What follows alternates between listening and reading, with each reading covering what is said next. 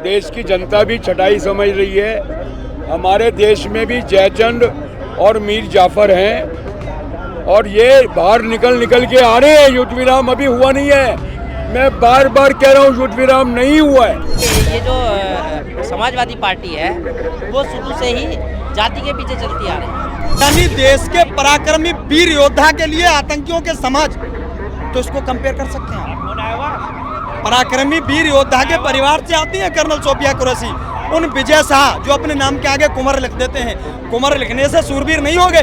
बाप न मारी तीतरियो बेटा तीरंदाज। कल मुख्यमंत्री योगी आदित्यनाथ जी का बयान सुना था, वो कह रहे थे कि देश की बेटियों, देश की सेना, इनके खिलाफ कोई बोलने का काम करेगा तो हम उस पाकिस्तान में आतंकियों के जनाजे में लोग शामिल होते हैं, लेकिन हम उसका जनाजा नहीं उठने देंगे।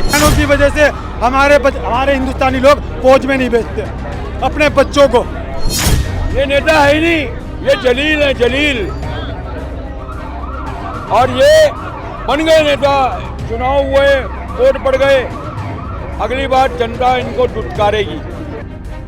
नमस्कार, आप देख रहे हैं भैया जी गजब और मैं हूँ आपके साथ यशस्वी शर्मा।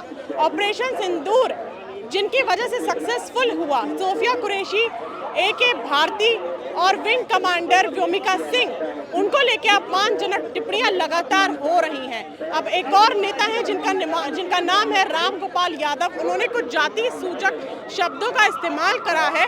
उन्होंने तीनों महिलाओं को लेके ऐसा कहा है कि एक मुसलमान है, एक यादव है और एक दलित है। आखिर कब तक ये नेता जातियों में महिलाओं को बांटते रहेंगे? जो महिलाएं अकेली पाकिस्तान की महिलाओं का सिंदूर उजाड़ के आती हैं, पाकिस्तान को धूल चटा के आती हैं, भारतीय सेना की महिलाएं गर्व से जनता सीना चौड़ा करके बोल रही हैं हमारी भारत की लड़की ठोक के आ रही है पाकिस्तान को। और वहीं पे कुछ नेता ऐसे अपमानजनक टिप्पणी लगातार कर रहे हैं, चाहे वो विजय शाह हो, चाहे वो राम गोपाल यादव हो। इसी पे जनता जनार्दन से बात करते हैं कि उनका क्या कहना है। जी, राम गोपाल यादव के भाई मुलायम सिंह एक टाइम देश के रक्षा मंत्री भी रहे थे। अखिलेश यादव के चाचा हैं वो। मुझे लगा 60 साल के हो गए हैं, सठिया गए हैं। अगर उन्हें यही नहीं पता, घर में से एक बंदा आपका रक्षा मंत्री देश का रहा है। हमारे देश की जो सेना है वो प्रोफेशनल है, उसे राजनीति से कोई मतलब नहीं है। कोई भी सरकार आए, कोई भी सरकार जाए, सेना अपना कर्तव्य जी जान से निभाती है।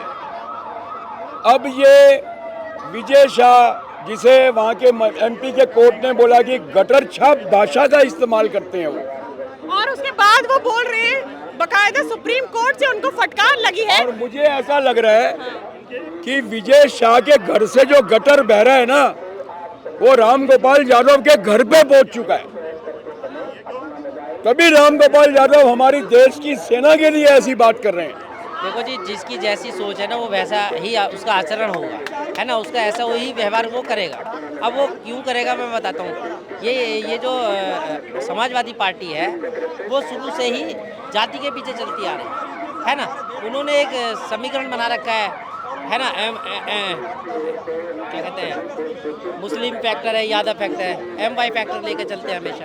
अब आप बताइए, देश की सेना में जो शामिल हो जाता है उसकी कोई जाति नहीं मानी जाती है ना, वो देश का ही सिपाही माने जाए। कोई जाति नहीं होती है, बिल्कुल। सेना में भर्ती होने के बाद में उसकी कोई जाति नहीं होती है, वो सिर्फ राष्ट्र के सिपाही होता है और राष्ट्र के ही लिए ही लड़ता है ना। तो मैं ये कहता हूँ, विजय शाह हो चाहे वो राम गोपाल यादव हो, तो उनकी बातों को, पहली बात तो मैं खंडन करता हूँ। दूसरी, मैं एक बात और कहना चाहता हूँ कि मेरे हिसाब से मैं विजय शाह के लिए कहना चाहता हूँ कि पार्टी को उस पर कड़ी से कड़ी कार्रवाई करनी चाहिए। मेरे हिसाब से तो उसको निलंबित कर देना चाहिए। किनको? विजय शाह को।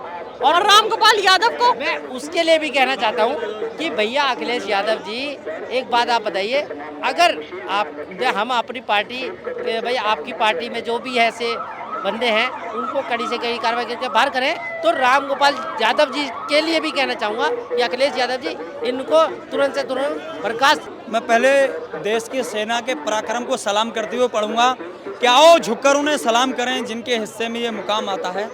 आओ झुककर उन्हें सलाम करें जिनके हिस्से में ये मुकाम आता है। खुश नसीब होता है वो खून जो देश के काम आता है।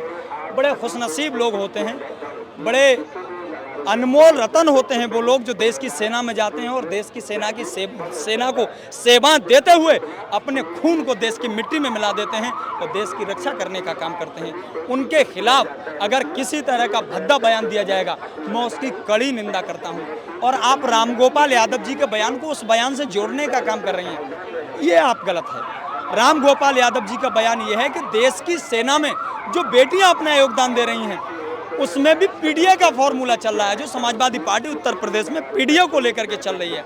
उन्होंने उस बयान में अपने में उस बात को दर्शाना चाहा है, लेकिन आप उस बयान से उस बयान को जोड़ेंगे जिस बयान में एक भाजपा के नाकारा मंत्री द्वारा ये कह दिया जाना कि हमने उन्हीं के समाज यानी देश के पराक्रमी वीर योद्धा के लिए आतंकियों के समाज, तो इसको कंपेयर कर सकते हैं आप। पराक्रमी वीर योद्धा के परिवार से आती है कर्नल सोफिया कुरैशी। उन विजय शाह जो अपने नाम के आगे कुंवर लिख देते हैं, कुंवर लिखने से सूरवीर नहीं हो गए। बाप न मारी तीतरियो बेटा तीरंदाज। क्यों ही बांटना है, चाहे वो मुसलमान हो, चाहे यादव हो, चाहे दलित हो। जब भारतीय होता है। जब देश पास हो गया जाति, जब देश की मैडम अब तो बिल भी पास हो गया, देश की जब देश में नौकरियां सेवाएं दी जाती हैं तो जातिगत हिसाब से आरक्षण दिया जाता है। उन्होंने उसका जिक्र किया था। उनका जो बयान है सेना को अपमानित करने वाला नहीं है। सेना में जातियां गिनाई हैं, सेना में धर्म नहीं गिनाया जाता है, क्योंकि सेना का एक धर्म होता है राष्ट्र धर्म। धर्म गिनाने में जातियां गिनाने में अंतर है। अगर आप धर्म के नाम पे गिनाओगे कि कोई मुसलमान है तो आप कहोगे नवाज शरीफ के भाई को हमने भेज दिया, या हाफिज सईद के भाई को भेज दिया, या अलकायदा संगठन के भाई को भेज दिया, तो ये तो बहुत गलत है। जो देश के टुकड़े करने का काम करते हैं, देश की बहन बेटियों को सिंदूर को उजाड़ने का काम करते हैं, उस सिंदूर का बदला लेने के लिए इस देश की जांबाज बेटी अपनी जान को हथेली पे रख करके भारतीय फौज को लीड करती है। कर्नल व्योमिका सिंह, कर्नल सोफिया कुरैशी और नेवी मर्चेंट व्योमिका सिंह। तो आप मुझे बताइए, आप उन बेटियों के लिए कह दोगे आतंकवादियों की बहन? आपको हिम्मत कहाँ से आती है? ये हिम्मत मैं आपको बताऊं कहाँ से आती है। ये विजय शाह जो हैं ये जय शाह के रिश्तेदार हो सकते हैं, क्योंकि इनके नाम के आगे शाह लगा हुआ है, इसलिए इनको हिम्मत आती है। क्योंकि सरकार को जिन लोगों का संरक्षण प्राप्त है वो इस तरह के बयान देते हैं। आपने देखा होगा बेटियों के लिए ये नारे लगाते हैं, लेकिन बेटियों के लिए सुरक्षा प्रदान नहीं करते। 142 करोड़ की आबादी के अंदर 1% भी अगर होने चाहिए थे ना हमारे यहाँ फौजी, तो 1 करोड़ 40 लाख होने चाहिए थे। ऐसे लोगों के बयानों की वजह से हमारे हिंदुस्तानी लोग फौज में नहीं भेजते अपने बच्चों को। कि कोई कह देता है क्या आतंकवादी की बहन है सोफिया कुरैशी, ये अल्फाज है जिसने सर्जिकल स्ट्राइक करी अपनी जान पे खेल के जा रही है वो, उसको आप आतंकवादी की बहन कह दोगे? ऐसे लोगों को सरेआम फांसी लटकानी चाहिए लाल किले पे लाकर। आजकल कई और भी तुमने पढ़ा होगा, मोबाइल में देखा होगा, एक आध दो ट्रेन चल रहे हैं, भाई इसकी भी निगरानी करनी पड़ेगी। ये आतंकवादियों से तो मिली नहीं है, मैंने आज ही पढ़ा था किसी का, और वो तो कह रहे हैं हमारे साहब जिन्होंने खुल के कहा है। रामगोपाल यादव ने बोला है, समाजवादी पार्टी के नेता है, बोलते हैं एक मुस्लिम है, एक दलित है और एक यादव है। जाति सूचक शब्दों का इस्तेमाल कर रहे हैं। अरे सबसे पहले भारतीय है वो। मैं नेताओं पे बोल सकता हूँ, उन्हें उल्टा बोल सकता हूँ। भारतीय सेना पे ना मैं बोलना चाहता हूँ ना ही पसंद करूँगा। अभी मैं आप देखो ये हमारी पार्टी कैसी है, बीजेपी आपदा में अब तक ढूंढती है। अभी तिरंगा यात्रा निकाल रहे हैं, अच्छी बात है, पर मैं उसका समर्थन नहीं करता।